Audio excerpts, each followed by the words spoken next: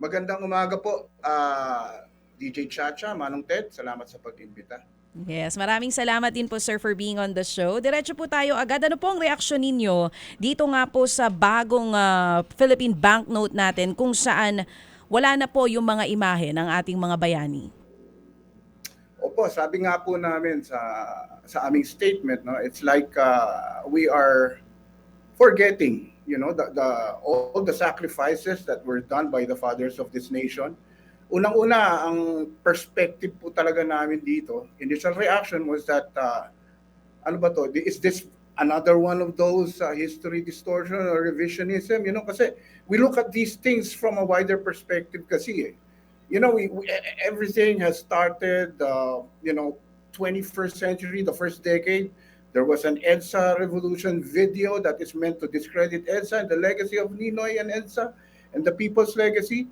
And now in 2016, we remember how the dictator was buried at the libingan ng mga bayani. Of course, most recently there are the two holidays that were, at first the EDSA anniversary holiday, which was now relegated to a working holiday. And of course, we can all remember yung August 21, 1980, I mean, just this year, where they, on short notice, they decided to change the schedule of the actual day na walang pasok. Ginawa nilang long weekend because of holiday economics. And now we have this. But of course, from our end, our organization, we're not just concerned about Ninoy here. We're concerned about all the heroes that are now being removed. There's a new version ng supposedly polymer bills. And sabi nga namin, ano ba itong technology ng polymer na to? Sa hayop lang ba ito gumagana? Yun yung unang tanong namin. Bakit hindi pwedeng polymer and then we still have the heroes, And especially now, we are remembering the martyrdom of our national hero, Jose Rizal. And we remember, and in fact, we quoted his words in our statement. I die without seeing dawn's light shining on my country. You who will see it, welcome it for me. And don't forget those who fell during the night time. Sa nangyayari ngayon, parang bang binabaliwala natin yung mga ganitong pakiusap sana ng ating bayani.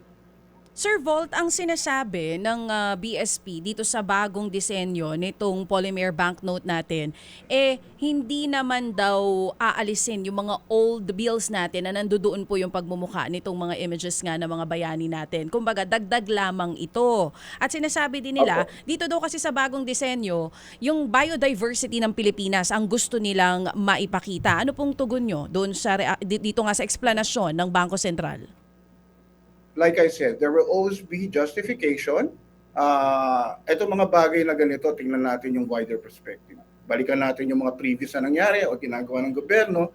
But regarding that statement from the BSP, unang-una, it remains to be seen.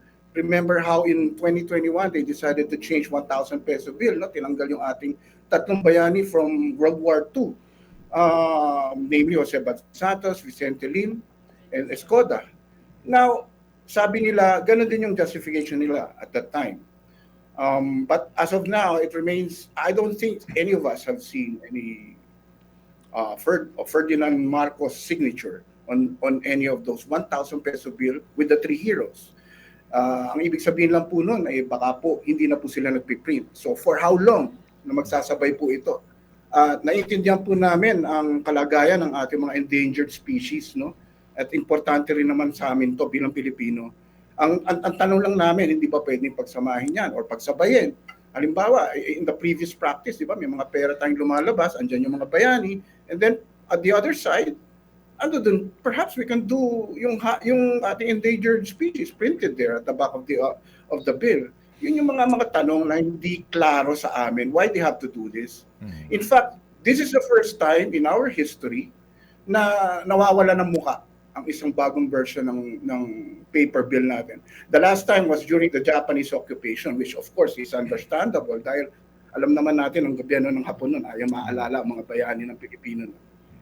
Okay, Volt, ano balak niyo Yes, gawin? sir. Anong balak niyo gawin dito, Volt? Dito sa pangyayaring ito kasi nga maliban sa aspeto, no, noong kabuluhan nitong mga mga image na dapat na nasa ating pananalapi ay yun ding usapin nga sa kabilang banda naman yung gastusin dito, no? Dito sa printing nito. O, So sa ngayon dito sa isyung ito, ano ang balak niyong gawin kung meron man? as far as the issue, no, regarding especially yung how it will affect our fellow Filipinos, kasi nga yung some of our will be affected by this kasi iba na yung material na gagamitin, polymer, unlike before the Abacus bills, no.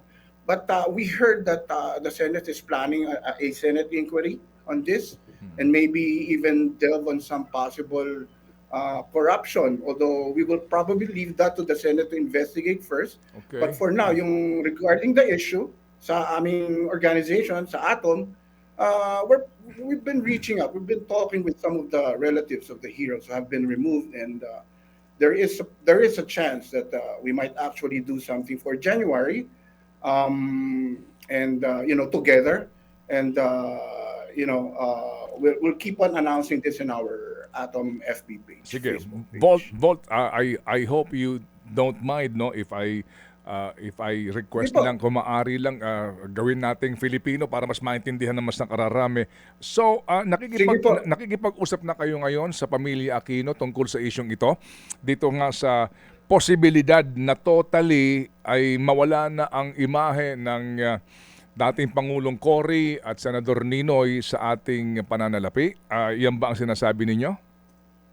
Opo, at hindi lang po sa mga Aquino ito, nakikipag-usap kami, pati na rin po doon sa mga ibang mga kamag-anak na nandoon sa pera natin. Kamag-anak ng mga bayaning iba, katulad ng nasa world 1,000 peso bill, and even some representatives from Manuel Rojas family, and all the others. Okay. So meron po kaming pinaplanong gawin sa January, and it may have something to do with one of our actually existing projects already. We call it ROAR. It's a jogging activity. I'm actually wearing actually suot ko po yung t-shirt, no. Ito po ay parang throwback sa ginagawa nila Boots Aquino noong 1983. Meron din silang jogging activity no, na ibang ibig sabihin pa noon, Run On for Aquino and Resignation of Marcos, because yun yung tawag ng panahon eh. Pero ngayon, ito na po ang ibig sabihin. Sige. It has something to do with that. So sa nabanggit mo, Volt, no, na ito naman ay hindi lamang dito sa usapin ng dilawan, di ba? Kulay, Hindi po. kulay politika, Hindi po. na ito ay away ng matagal ng away ng pamilya Marcos at Aquino.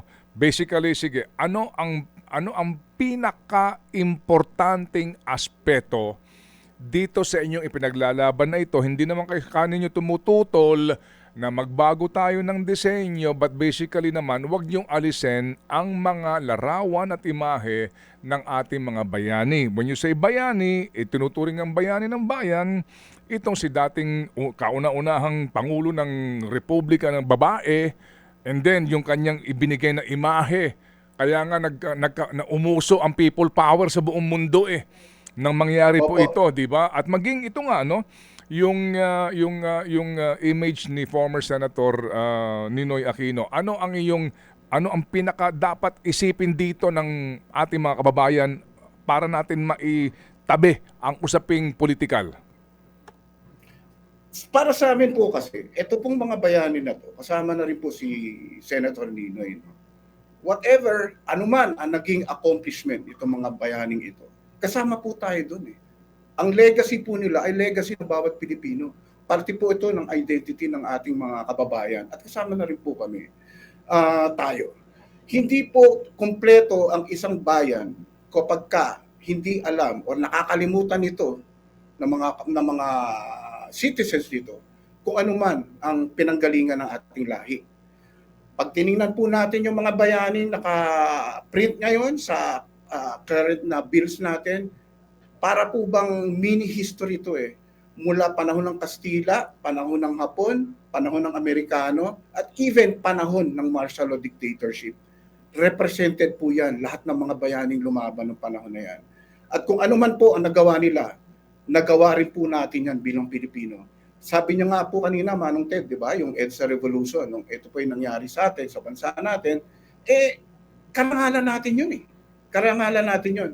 Lalo sa panahon ngayon sa social media, madalas natin makita yung mga ibang post ng mga bagong mga kabataan, no? Na ang sinasabi nga nila, ang hirap na mamahalin ng bayan ko. Bakit po natin tatanggalin ngayon yung mga tao na nagpapaalala sa atin kung gaano, kumbaga mapapadali na mahalin ang bayan natin kung alam natin kung ano yung mga ipinaglaban ng ating ninuno, mga kalahi at kung saan galing ang Pilipino, ang tunay na Pilipino. Salamat na marami sa iyo, Volt, at kami makikibalita. Maraming salamat po. Kaya kami tumawag nga ngayon dahil napapanahon nga ngayon kasi ngayon ay kabayanihan ni Rizal ang ating ginugunita. Salamat na marami, Opo. Volt. Salamat na marami. Thank Salamat you. po. Salamat po, Manong Ted. Thank you. Si Volt Bohol, ang Pangulo po ng August 21 Movement. Dito nga po